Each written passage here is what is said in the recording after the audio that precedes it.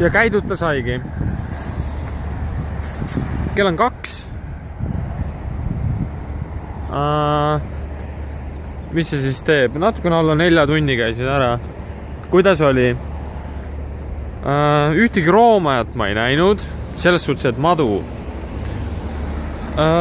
Ja kui nüüd ma ütleks, ta on sama suur pindalalt kui Tallinna oma. Tegelikult on vist väiksem, sest Tallinna loomajal on minust rohkem maad nagu kasutada ja kaasas. Aga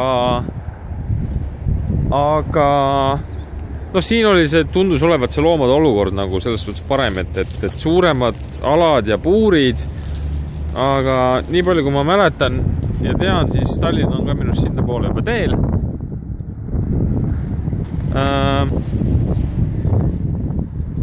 Ja putukaid nägin, aga troopikamaja kui selline oli täitsa kinni, sinna ei saanud. Ma arvan, et ju siis need roomajad olid seal. Mis ma veel tähele panin? Ega keegi oma röövleid eriti nagu korrale ei kutsu, mis kusagil ripub või karjub või et see on vist nagu igapäevane asi siin. Ja mis tähelepanekuid veel? Ilvest ei olnud, hunti ei olnud, ainuke nendest nii-öelda Põhjamaa loomadest oli siis Grizzly. Grizzly oli jääkaru ja põhimõtteliselt kõik.